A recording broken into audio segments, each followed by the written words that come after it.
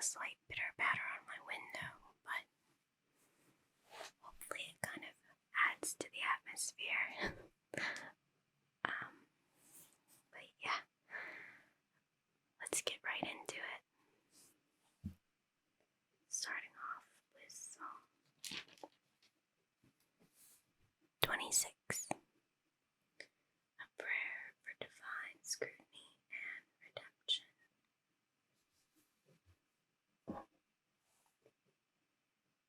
Vindicate me, O Lord, for I have walked in my integrity. I have also trusted in the Lord. I shall not slip. Examine me, O Lord, and prove me. Try my mind and my heart, for your loving kindness is before my eyes, and I have walked in your truth. I have not sat with idolatrous mortals, nor will I go in with hypocrites. I have hated the assembly of evildoers, and will not sit with the wicked. I will wash my hands in innocence, so I will go about your altar, O Lord,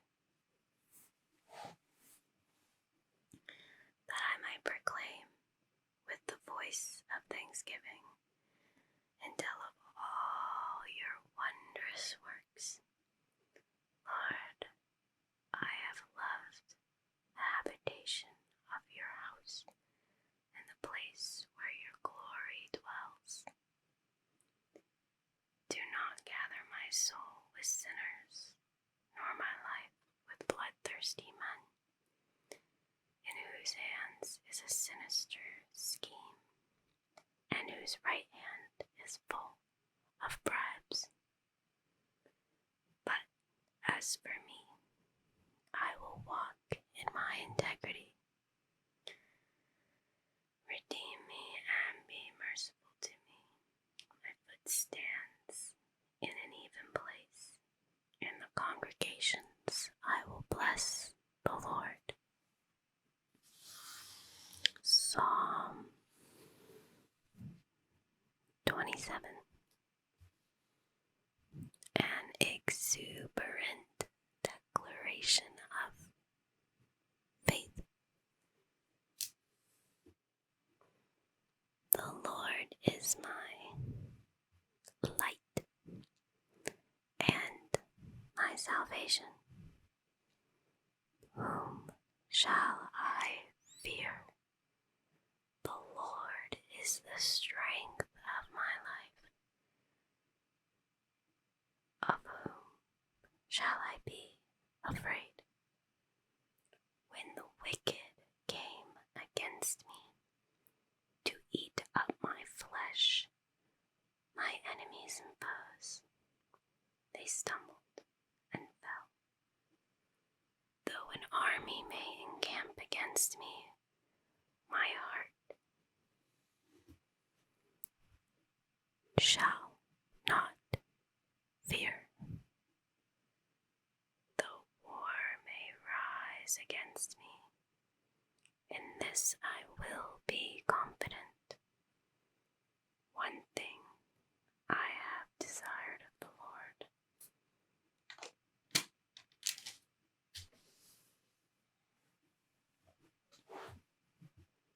that I will seek, that I may dwell in the house of the Lord all the days of my life, to behold the beauty of the Lord, and to inquire in his temple. For in the time of trouble he shall hide me. In his pavilion, in the secret place of his tabernacle, he shall hide me. He shall hide me high upon a rock. And now my head shall be lifted up above my enemies all around me.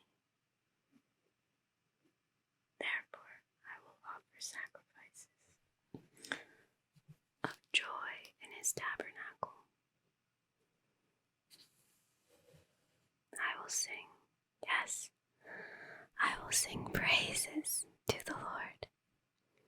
Hear, O Lord, when I cry with my voice. Have mercy also upon me and answer me. When you said, seek my face, my heart said to you, your face, Lord, I will seek. Do not hide your face from me. Do not turn your servant away in anger. You have been my help. Do not leave me nor forsake me, O God of my salvation. When my father and my mother forsake me, then the Lord will take care of me. Teach me your way, O Lord, and lead me in a smooth path because of my enemies. Do not deliver me to the will of my adversaries, for false witnesses have risen against me, and such as breathe out violence. I would have lost heart unless I had believed that I would see the goodness of the Lord in the land of the living. Wait on the Lord. Be of good courage, and he shall strengthen your heart. Wait, I say, on the Lord. Psalm 28. Rejoicing in answered prayer.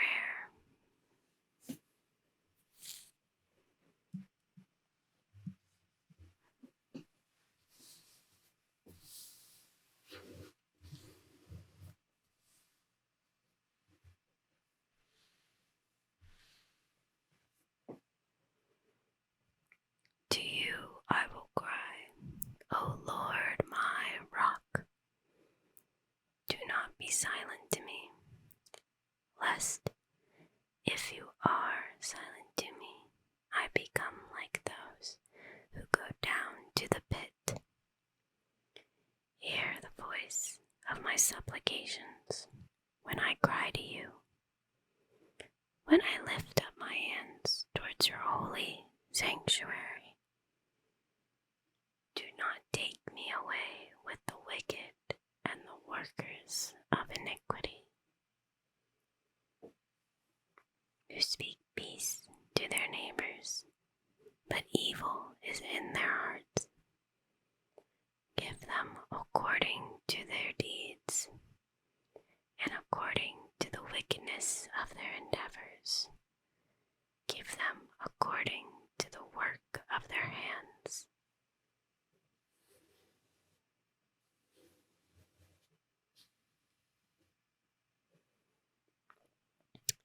I can see that I must have really connected with this verse in the past because of all my intensive underlining. I think when I read verses like this, I think of, probably like David was, certain people I've met who act in these wicked ways, but I think verses like this can also be a mirror, in the sense that at first we think of people like that, and then we might start to think how we are just like that.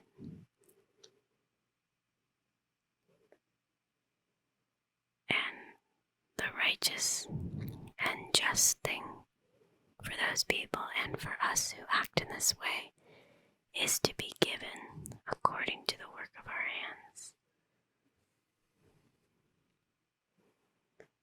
And then I'm reminded of how good the gospel is, in that despite what we deserved, Jesus took our pain on the cross. He took our punishment with him on the cross. And thus, we are freely forgiven of all such accusations. And that is just one of the beautiful things, one of the most beautiful things I should say about the Bible is you start off seeing wickedness and how God's people wrestled with it, both in others and in themselves. And then you see how Jesus paid all of it, took all of it, freed us from all of it, and extended that freedom from not just his people in the sense of Israel, but to both the Jew and the Gentile. In other words, all of us, every single one of us who accept Jesus. I love that aspect of this. Anyway, give them according to the works of their hands, David says. Render to them what they deserve, because they do not regard the works of the Lord, nor the operation of his hands. He shall destroy them and not build them up. Like I said, such is our punishment. Should we not accept the gift and salvation through Jesus? Blessed be the Lord, because he has heard the voice of my supplications. The Lord is my strength and my shield. My heart trusted in him, and I am helped. Therefore my heart greatly rejoices, and with my song I will praise him. The Lord is their strength, and he is the saving refuge of his anointed. Save your people and bless your inheritance. Shepherd them also and bear them up forever. Psalm 29. Praise to God in his holiness and majesty. Give unto the Lord, O you mighty ones. Give unto the Lord glory and strength. Give unto the Lord the glory due to his name. Worship the Lord in the beauty of holiness. The voice of the Lord is over the waters. The God of glory thunders.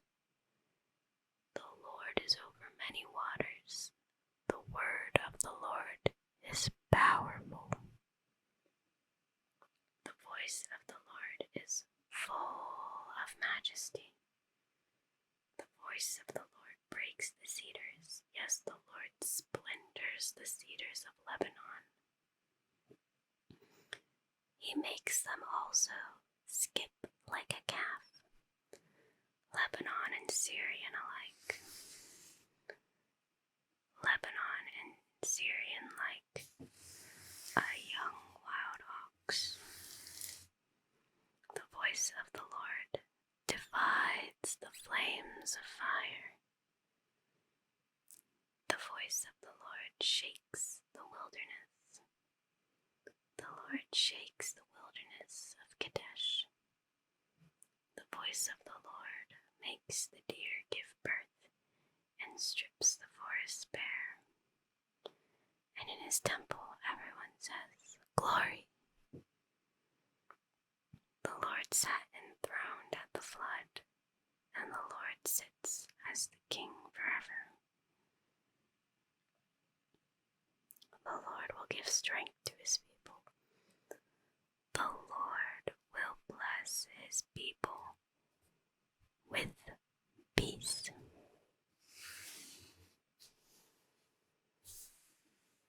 I love that verse follows after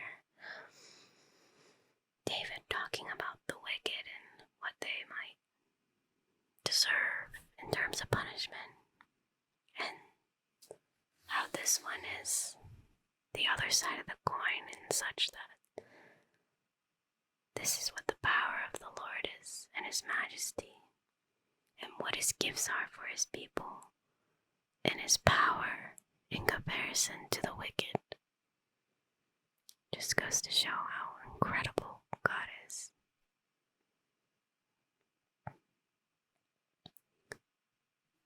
Psalm 30. The blessedness of answered prayer. I like this title. I will extol you, O Lord, for you have lifted me up and have not let my foes rejoice over me. Oh my God, I cried out to you, and you healed me. Oh Lord, you brought my soul up from the grave. You have kept me alive, that I should not go down to the pit. Sing praise to the Lord, you saints of his, and give thanks at the remembrance of his holy name. For his anger is but for a moment. His favor is for life. Let me say that again. His anger is but for a moment. His favor is for life. Weeping may endure for a night, but joy comes in the morning. That verse always makes you think of the song, where it's like, with that same lyric. I love that verse right there. A lot of us have an image of God that he is angry at us for where we are in life or how we've moved in our lives. And we think more often of his anger than of his favor. And I just think it's so important to remember that God is not a God our God, I should say, is not a God who is just constantly lording over us and judging and accusing us, angry with who we are and what we've done and what we've become. There might be moments where his righteous anger burns against wickedness, as a good God should be. However, it is but for a moment, for his favor rules over our lives as believers. And once you have his favor, you have it for life. I think that's so powerful. And even that weeping may endure for a night, but joy comes in the morning. I really love that and can connect with that on a deep level, because for a couple of years I was weeping and struggling and wondering, God, is all my life just suffering and pain? Why is this so hard? And begging him to take it from me. And now I'm in a season of my life where, honestly, my circumstances have not changed externally, but internally, he has blessed me with freedom. The joy that he's blessed me with and is growing within me feels like the type of joy that cannot be easily taken away. I think when we go through trial, we think it'll last forever. It's so hard and painful for us. But afterwards, we realize how small that trial was in comparison to the glory that followed after. So if you are in trial, I encourage you not to give up, not to stop looking to God for help and for assurance, but also encouragement. And for those who are on the other side, I just want to celebrate with you as well. Okay, on to the rest of the verse. Now, in my prosperity, I said, I shall never be moved. Lord, by your favor, you have made my mountain stand strong. You hid your face, and I was troubled. I cried out to you, O Lord, and to the Lord I made supplication. What profit is there in my blood when I go down to the pit? Will the dust praise you? Will it declare your truth? Hear, O Lord, and have mercy on me. Lord, be my helper. You have turned for me my mourning into dancing. You have put off my sackcloth and clothed me with gladness, to the end that my glory may sing praise to you and not be silent. O Lord my God, I will give thanks to you forever.